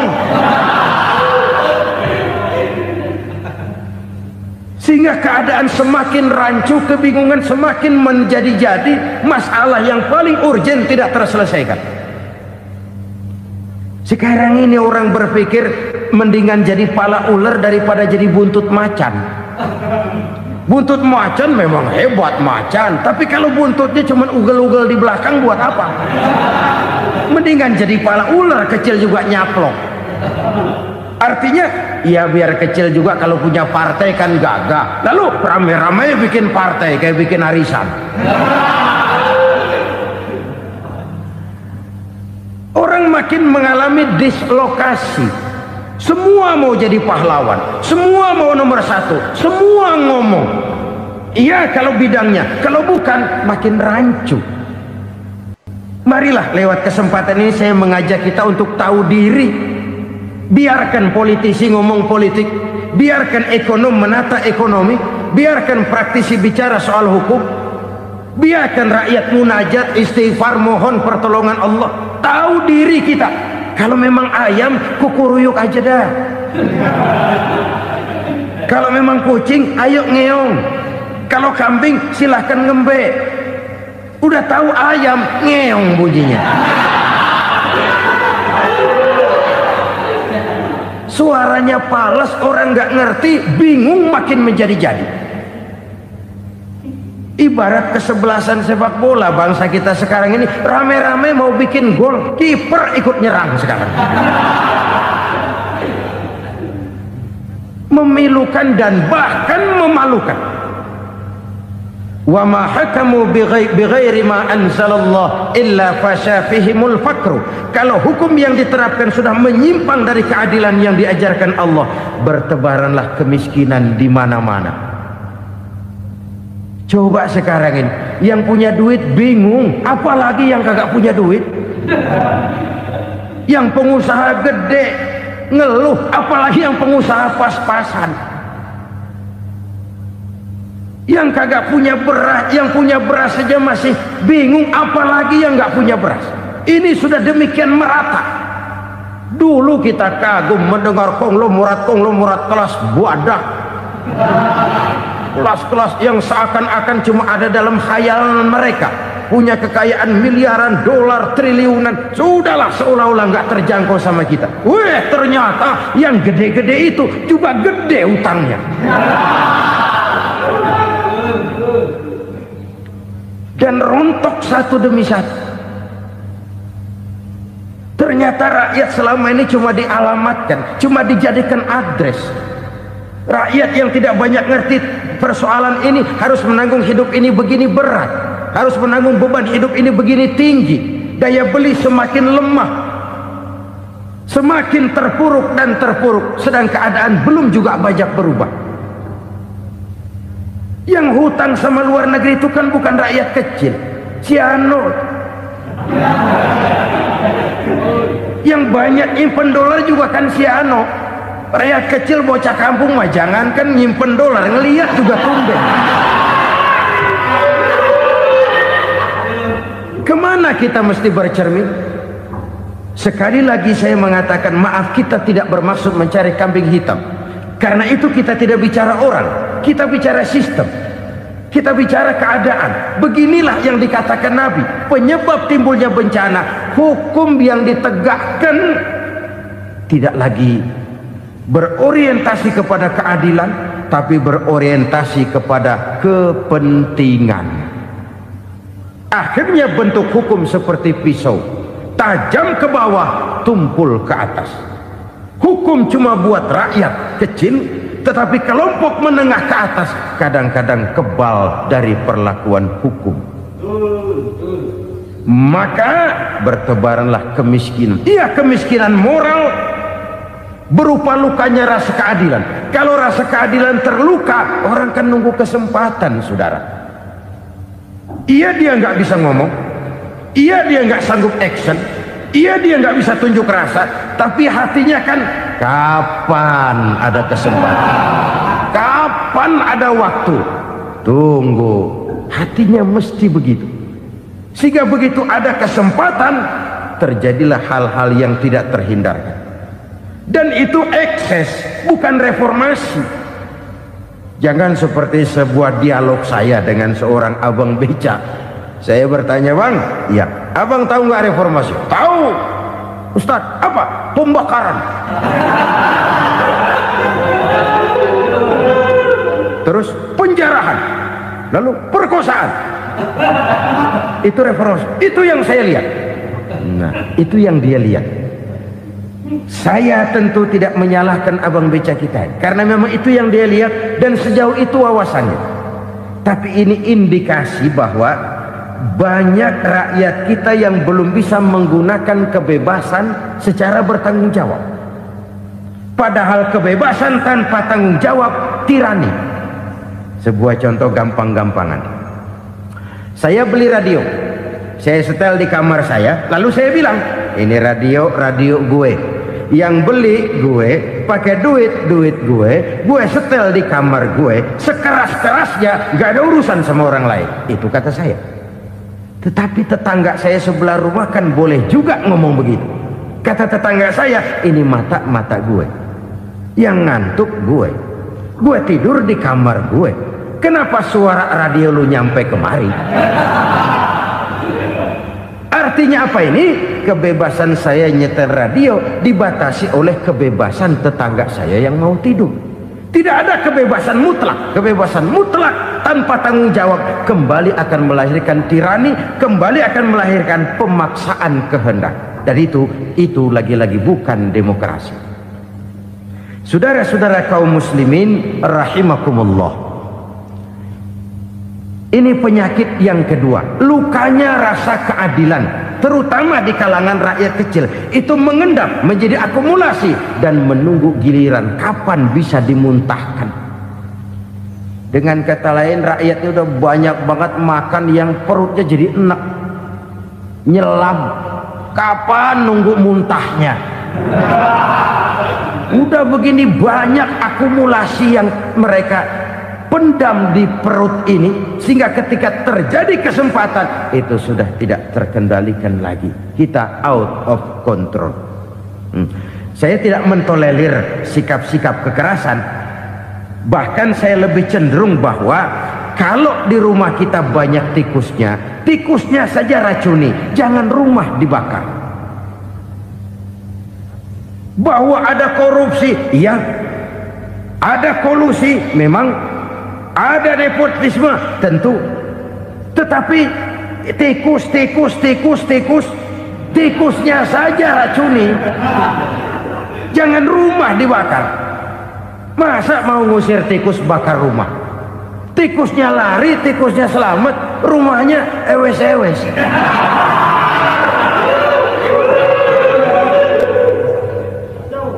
Tikus selamat, rumah nggak punya. Masalah nggak terselesaikan dengan sebagaimana yang kita harapkan. Kita sepakat ini negara hukum, dan di hadapan hukum semua manusia itu sama. Itu prinsip yang diajarkan Allah. Al-musawat bainan nas fi takalifil ahkam. Semua manusia sama dalam berhadapan dengan hukum Allah Subhanahu wa taala. Kalau hukum sudah pandang bulu, itu jelas yang enak yang banyak bulunya. Siapa yang banyak bulunya? Monyet. Kalau hukum pandang bulu, monyet keenakan. Saudara-saudara kaum muslimin rahimakumullah, introspeksi. Mari kita bercermin bagaimana perjalanan hukum selama ini. Kalau introspeksi ini kita temukan, lalu ada upaya untuk memperbaiki diri. Jangan menggunakan tak ada gading yang tak retak, mikul duwur mendem jero untuk menutup-nutupi kesalahan orang. Padahal kesalahan itu sedemikian besar. Padahal rakyat kita tiap hari antri sembako. Ada yang sehari sekali makan, ada yang makan sudah bercampur tiwul, ada yang nasi sudah dicampur pisang, balik jadi orok lagi. macam-macam upaya rakyat untuk menangsal perut ini. Lalu rakyat ditenang-tenangkan, lebih baik puasa Senin Kemis sambil menghadapi krisis ekonomi. Kenapa rakyat yang disuruh puasa? Kenapa bukan pejabatnya yang puasa lebih dulu untuk kemakmuran rakyat? Kalau rakyat yang memang perutnya udah gepeng disuruh puasa, makin krempeng perutnya. Artinya pejabat harus punya sense of politik. Ya, tidak, puasa itu kan tidak cuma Senin Kemis saja. Puasa itu puasa perasaan, puasa menghargai perasaan yang sedang kondisi yang sedang dihadapi oleh rakyat. Bagaimana rakyat yang tengah antri sembako melihat pejabatnya lewat dengan mobil yang harganya sampai 1 miliar. Oh, inilah pemimpin saya. Luka lagi rasa keadilannya. Kita tidak tenggang rasa. Puasa dalam artian itu pun akan menolong menegakkan semangat kebersamaan, membentuk semangat kebersamaan. Saudara-saudara kaum muslimin rahimakumullah, penyebab bencana yang ketiga dikatakan oleh baginda Nabi, wala zaharat fihimul fahishatu illa fasha fihimul maut. Apabila kekejian telah merajalela, maka maut bertebaran di mana-mana. Kita renungi butir kalimat dalam hadis ini. Apabila kekejian telah merajalela, maut bertebaran di mana-mana. Begitu murah arti sebuah kehidupan. Penjarahan untuk hal-hal yang kecil tapi sampai mengorbankan nyawa. Apabila kekejian sudah terjadi di mana-mana, maut pun bertebaran. Maut dalam arti berpisah ruh dengan jasad, tapi juga maut dalam arti orang bisa mati karirnya, orang bisa mati usahanya, orang bisa mati kesempatannya karena perbuatan-perbuatan keji yang selama ini tidak terbendung. Lahirlah teori mafia. Siapa yang kuat dia yang berkuasa, siapa yang lemah dia menjadi mangsa. Proyek-proyek besar yang menang tender itu ya dari itu ke itu saja. Yang pengusaha-pengusaha tidak punya koleksi, koneksi, tidak bisa bayar komisi, dapat proyek tetelan. Ada dagingnya, dikit namanya juga tetelan. Dagingnya sudah habis disantap oleh meja. Sekian puluh meja dilalui, sekian puluh amplop dikeluarkan. Sehingga yang akhirnya ya tinggal tetelan itu tadi. Maka kualitas pekerjaan pun sudah bukan lagi jadi masalah. Demikianlah mafia-mafia ini bermunculan di mana-mana. Di pengadilan terkenallah mafia pengadilan. Hukum bisa dibeli, hukum bisa dipesan menurut kebutuhan sponsor. Mafia peradilan, mafia politik, mafia ekonomi, bahkan mafia agama yang menggunakan agama sebagai kedok, menggunakan agama sebagai dalih, menggunakan agama sebagai topeng untuk melancarkan maksud-maksud politiknya pun tidak tertutup kemungkinan. Apabila kekejian telah merajalela, maut bertebaran di mana-mana. Korupsi, kolusi, nepotisme itu bagian dari kekejian. Kita selama ini kalau mendengar maksiat, itu yang terbayang cuma judi, mabuk, zina. Ya itu maksiat. Tapi korupsi, kolusi, nepotisme itu juga maksiat dalam bentuk lain. Kalau ini sudah bertebaran, maka maut terjadi di mana-mana. Jangan bayangkan cuma mati orangnya, itu sih kewajiban. Yang menyakitkan itu orangnya masih hidup tapi dibikin mati. Karirnya mati. Kenapa? Karena yang diperlukan bukan cuma orang pinter tapi orang taat. Biar pinter, kalau nggak taat minggir. Biar bodoh, kalau taat bisa nyenangin atasan, bisa nyemur. Kumaha juragan wae ayeuna mah. Itu yang kadang-kadang dapat penghargaan. Tidak ada prestasi kerja kecuali bikin senang orang di atas. Kita lihat di desa-desa jalan rusak. Kalau ada berita pejabat anak mau turun, jalan rata sekali. Sampai tanah dari mana aja dikeruk buat ngeratain tuh jalan. Pejabat pulang legok lagi jalanan. Katanya kita kerja buat rakyat, nyatanya kita cuma melayani atas. Kenapa? Terjadi lingkaran setan. Seperti kata lagu Dul Sumbang itu. Mahasiswa takut sama dosen, dosen takut sama dekan, dekan takut sama rektor, rektor takut sama menteri, menteri takut sama presiden, presiden takut sama mahasiswa. Muter balik lagi. Lingkaran setan. Lingkaran setan. Saudara-saudara kaum muslimin rahimakumullah, kekejian yang merajalela, praktek-praktek mafia yang tertuang dalam kehidupan sehari-hari menyebabkan orang mati karirnya, jasad masih hidup, karir mati, itu menyakitkan. Mati bisnisnya. Rakyat kecil pernah senang ketika cengkeh booming, harganya bagus, rakyat banyak yang pergi haji. Lalu mau ditata, lahir tata niaga cengkeh, malah amburadul. Harga cengkeh jatuh, petani cengkeh kecil menjerit. Siapa yang untung? Segelintir orang. Masihkah kita pakai atas nama rakyat untuk kepentingan nasional, padahal yang nyanyi cuma segelintir orang? Masihkah kita mau bohongi rakyat ini dengan mobil nasional tapi bikinan Korea? Masihkah kita mau bermain verbalisme, bermain kata? Ini sebuah masa lalu yang tidak perlu terulang lagi untuk masa-masa yang akan datang. Kekejian merajalela, orang mati karir. Bisa mati usaha, mati bisnis.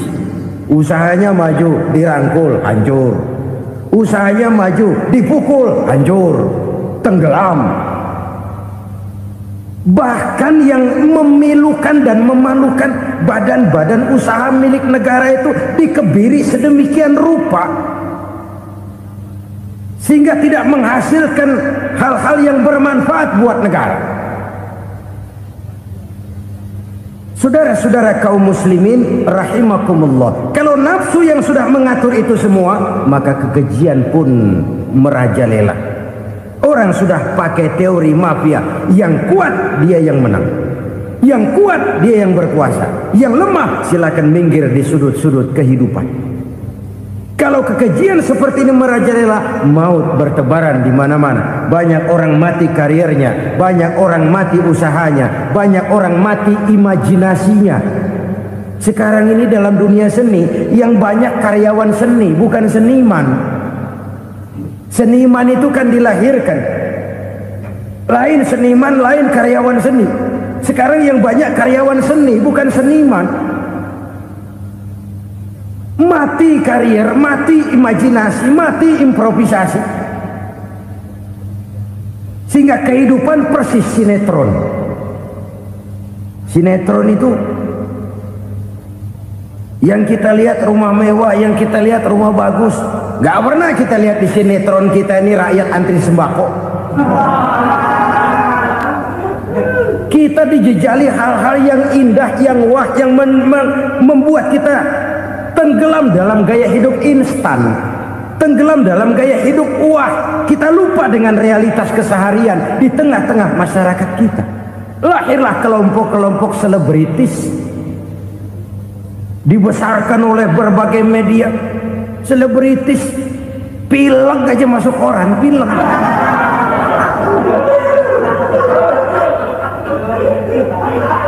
Rakyat yang pingsan antri beras nggak masuk koran. Rakyat yang semaput antri minyak nggak masuk koran. Selebritis panok masuk koran.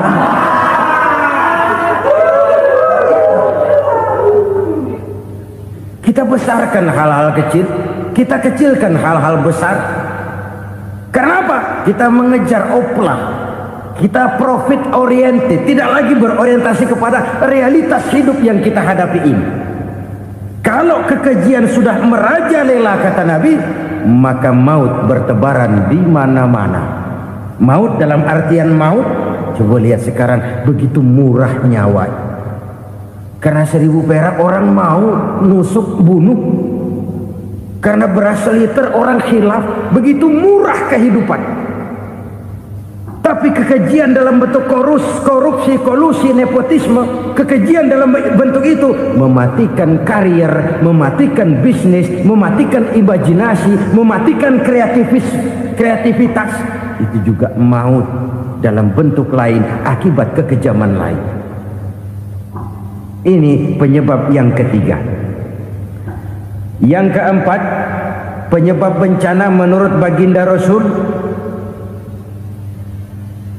wala tuffiful mikyana illa muni'un nabat.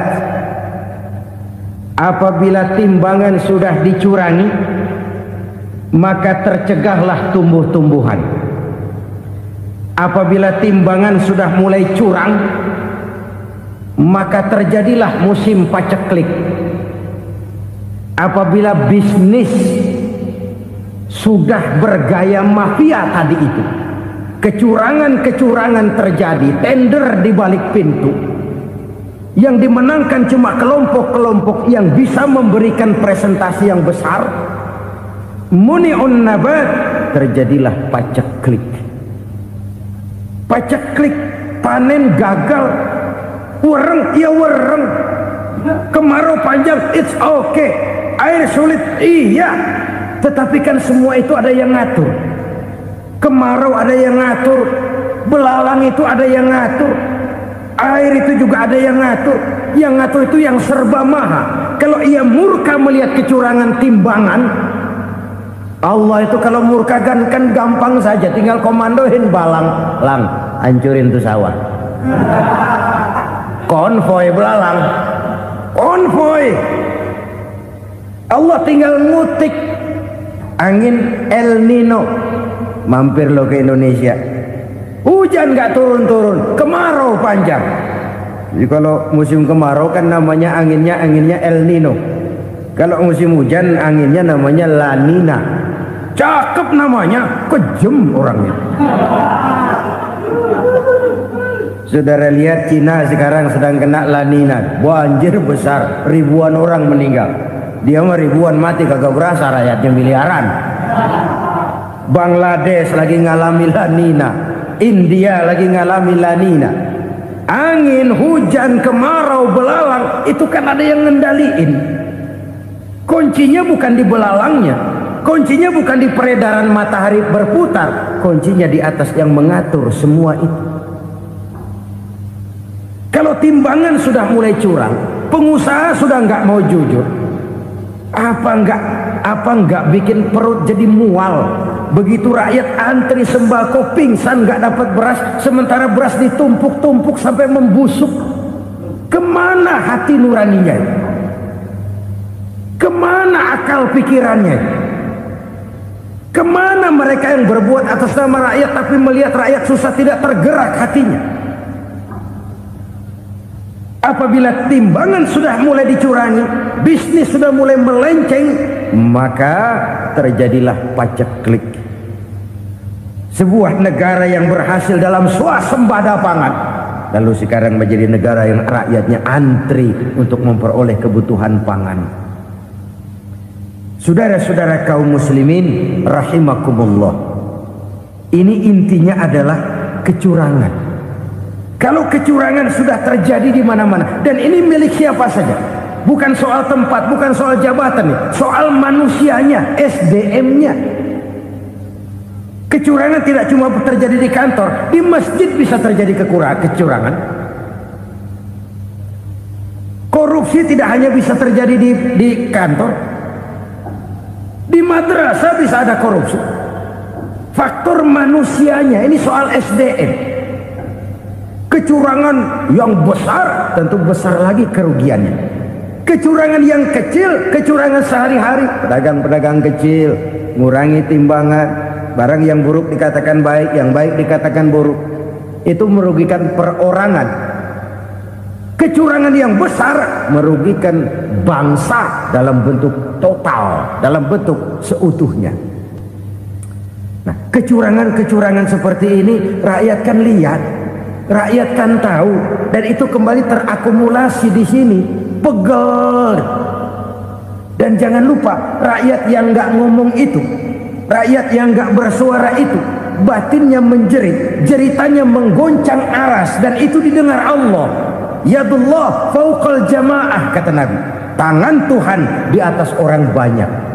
Jeritan hati rakyat menggoncang aras. Rakyat yang terlalu banyak dizolim, rakyat yang terlalu banyak dirugikan, ya rakyat yang terlalu banyak di atas namakan, menjerit batinnya, menggoncang aras, dan Allah bisa menggerakkan apa saja untuk membuat satu situasi. Allah bisa menggerakkan apa saja untuk membuat satu situasi. Saudara-saudara kaum muslimin rahimakumullah, ini faktor yang ketiga, timbulnya kecurangan. Faktor yang keempat maksud saya.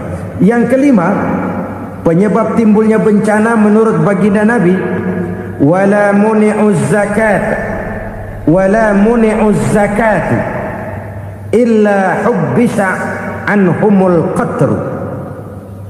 Apabila zakat enggan dibayar, maka tercegahlah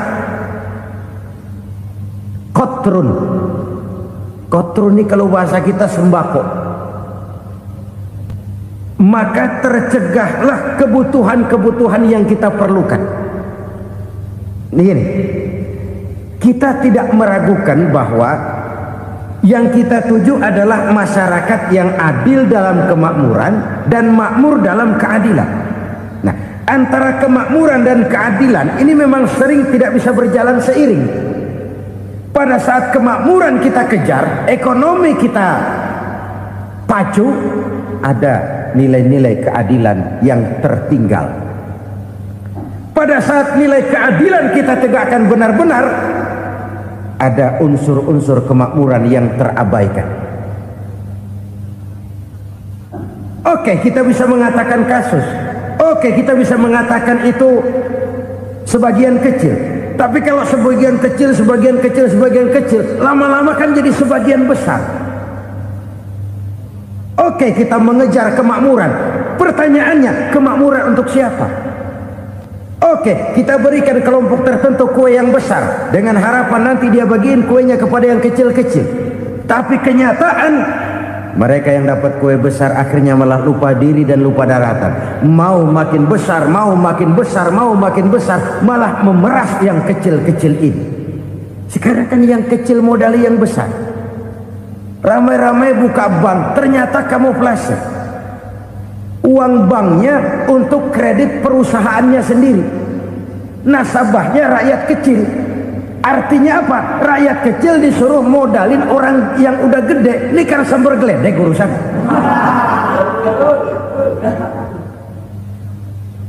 Ini kan permainan apa lagi? Rakyat kecil suruh modali yang gede. Nasabahnya rakyat kecil, kumpulkan uangnya di bank, kucurkan kredit kepada perusahaannya sendiri. Bukankah itu rakyat kecil suruh modali yang gede? Sudah begitu kejamkah kita untuk meraih keuntungan dengan mengorbankan orang kecil ini? Sudah tidak bicara lagi kah nurani kita melihat penderitaan orang yang semakin susah ini? Kalau zakat enggan dibayar, padahal zakat 2,5% saja, 2,5% saja. Kalau itu pun enggan, kalau zakat saja enggan, bagaimana pula yang namanya sodako, bagaimana pula yang namanya infak, bagaimana pula yang namanya santunan, bantuan. Kadang-kadang lipstick nyumbang si nyumbang, cuman nyolongnya lebih gede. Ini namanya sumbangan lipstick. Buat lipstick itu kan buat ngumpetin bibir pucat. Itu fungsi utama lipstick. Buat ngumpetin korupsinya, nyumbang kegiatan-kegiatan sosial. Tapi yang dia korup lebih gede dari yang dia sumbangi. Lipstick kamuflase. Nepu kata anak sekarang.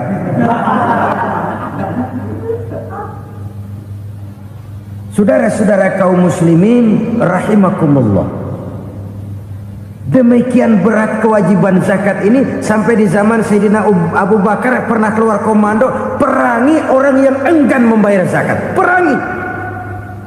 Karena fungsi zakat adalah menjembatani antara si kaya dengan si miskin. Bahwa ada kemiskinan itu Qur'ani. Allah menyatakan, aku melebihkan rezeki sebagian kamu dari yang lain. Ini kan kesenjangan.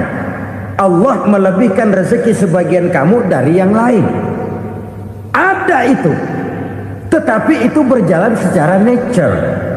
Nah, kalau direkayasa, yang kaya semakin kaya, yang miskin semakin terpuruk, yang sudah besar dapat proyek besar, yang kecil dapat tetelan. Ini kan rekayasa namanya. Kesenjangan yang direkayasa ini yang kita harus kikis. Nah, fungsi zakat menjembatani dari sisi sosial. Dari sisi pribadi, Nabi berpesan, zakku amwalakum biz zakat. Bersihkan hartamu dengan zakat. Sekarang ada istilah nyuci uang. Uang hasil korupsi itu bisa dicuci, dijadikan uang bersih. Bukan pakai rinso, bukan. Pakai politiknya koruptor, diolah sedemikian rupa sehingga jadi uang resmi. Sudah memutik, itu termasuk yang disebut kejahatan kerah putih, white collar crime. Kejahatan kerah putih, kejahatan pakai dasi, kejahatan kelas kakap. Makanya orang mendingan goblok kagak bener daripada pinter kagak bener. Goblok kagak bener itu gampang ngurusinnya. Pinter kagak bener, ini yang berabe bener ngurusinnya.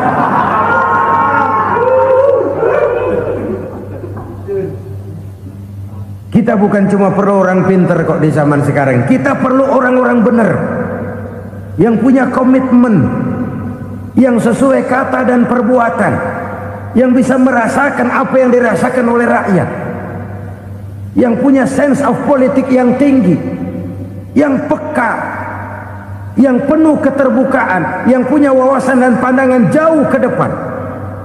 Dari sisi pribadi, zakat itu membersihkan harta kita. Ya, dia tercampur dengan yang subhat, dia bahkan mungkin tercampur dengan sedikit-sedikit yang haram. Itu zakku amwalakum biz zakat. Bersihkan hartamu dengan zakat itu.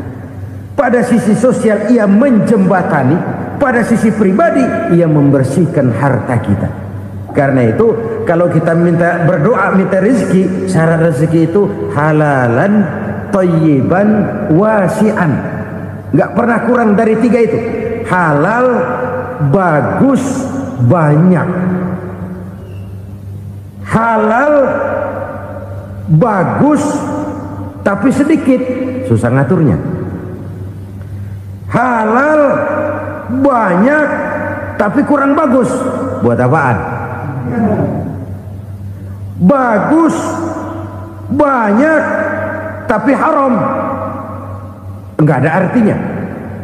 Sebab kata Imamul Ghazali, kalau kau terlalu suka memakan makanan yang haram, dikunyah masuk ke dalam perut besar, digiling oleh perut besar, menghasilkan energi, menggerakkan sel-sel pembuluh saraf, kau juga akan cenderung berpikir yang haram. Kalau sudah cenderung berpikir yang haram, perbuatan pun akan mengarah kepada perbuatan-perbuatan yang haram. Dulu waktu kelompok Jimbaran 200 konglomerat Indonesia kumpul, dihimbau supaya sekian persen kasih pengusaha-pengusaha lemah. Itu kan cuma sekedar belas kasihan, tidak banyak menolong keadaan. Dan bukan itu yang diperlukan pengusaha-pengusaha kecil. Yang diperlukan adalah berikan kami kesempatan seperti mereka dapat kesempatan. Berikan kami peluang seperti mereka juga dikasih peluang. Kalau cuma dikasih 100 juta, 200 juta hari ini, usaha kami nggak ada prospeknya, peluang kagak ada, kan sama juga bohong. Diceburin ke kali, disuruh berenang, tangan diikat, mendingan mampusin ketahuan. Ayo berenang, berlomba, tangan diikat, kaki diikat, sama saja nyuruh mati. Jadi jangan kasih ikannya, kasih kailnya. Yang diperlukan pengusaha kecil menengah ke bawah itu bukan cuma sekedar belas kasih dari konglomerat besar. Berikan kami peluang seperti mereka juga dapat peluang. Berikan kami kesempatan seperti mereka dapat kesempatan. Berikan kami kredit dengan kemudahan seperti mereka juga kalau minta kredit begitu mudahnya. Menciptakan peluang dan kesempatan, pemerataan. Bukan menciptakan manusia Indonesia dengan standar ekonomi yang sama. Semua rumahnya harus sama, semua punya mobil. Itu sih kebersamaan bebek. Bebek, coba lihat bebek. Satu ngalor semua. Satu ngidul semua. Kebersamaan bukan itu. Kebersamaan adalah menciptakan peluang. Kalau yang kaya bisa semakin kaya, kenapa yang miskin tidak bisa ikut naik jadi sedikit kaya? Kalau pengusaha yang sudah kuat bisa bertambah menjadi kuat dengan proyek mega proyek, kenapa yang menengah tidak bisa ikut menjadi kuat? Dan kenapa kekejian itu merajalela? Kita dengar lewat berita-berita PLN tekor, PLN hutang. Kenapa? Dia beli listrik dari swasta yang belinya lebih mahal daripada penjualannya. Artinya dia beli itu listrik dari perusahaan listrik swasta, dia jual kepada rakyat lagi. Harga jualnya lebih murah daripada dia beli kepada swasta. Kenapa? Ada tekanan lagi tuh. Biasa siklus lagi. Hukum Boyle. Atas neken, paling bawah gepeng. Ya kita nih rakyat kecil, emang nasibnya gepeng terus. Saudara-saudara kaum muslimin rahimakumullah, dari 5 penyebab bencana ini kita ambil kesimpulan untuk sebuah renungan dan introspeksi kita bersama. Pertama, mengingkari janji, padahal janji itu yang lebih tinggi nilainya adalah di hadapan Allah Subhanahu wa ta'ala. Baik wakil-wakil rakyat di parlemen maupun pemimpin-pemimpin rakyat di dalam kabinet, apabila memangku suatu jabatan, selalu mereka mengawali dengan sumpah, dan sumpah itu dimulai dengan demi Allah. Sadarkah kita pada saat itu kita ucapkan bahwa kita sudah mempertaruhkan Allah untuk jabatan yang kita pegang? Kita sudah mempertaruhkan nama Allah untuk posisi yang dipercayakan kepada kita. Sadarkah kita bahwa menyia-nyiakan itu satu dosa yang sangat besar, yang tidak hanya kepada Allah tetapi juga kepada rakyat yang kita wakili, kepada rakyat yang kita pimpin. Cukuplah sudah rakyat dijadikan adres, umat dijadikan alamat sebagai numpang. Marilah kita kembali kepada komitmen awal dengan jujur kepada janji kita sendiri. Lalu yang kedua, kekejian, baik berupa korupsi, kolusi, nepotisme, dan perbuatan-perbuatan lain akan melahirkan kemiskinan. Kekurangan pangan bukan satu-satunya yang menyebabkan rakyat menderita. Lukanya rasa keadilan terakumulasi di hati rakyat, dan jeritan hati rakyat mengguncang aras. Kalau Allah murka, Allah bisa melakukan apa saja untuk menciptakan suatu kondisi. Faktor yang ketiga adalah praktek mafia menebarkan maut, baik orang yang mati jasad dan rohaninya maupun orang yang mati karirnya, mati kejujurannya, mati usahanya, mati imajinasinya. Hilang kreativitas kita sebagai bangsa. Faktor yang keempat, kecurangan-kecurangan di bidang usaha, di bidang tender, mengandalkan menjual kekuasaan. Dan memang repot kalau penguasa jadi pengusaha. Mau atau tidak mau, kebijakan-kebijakan kekuasaannya akan memperkuat jaring-jaring usahanya. dan pada saat itu objektivitas sulit ditemukan lagi. Lalu yang kelima, keengganan membayar zakat, menumpuknya kekayaan negara pada kelompok-kelompok tertentu. Ini akan melahirkan paceklik yang berkepanjangan. Menumpuknya kekayaan dan harta negara pada kelompok-kelompok tertentu akan melahirkan paceklik dan kemiskinan yang berkepanjangan.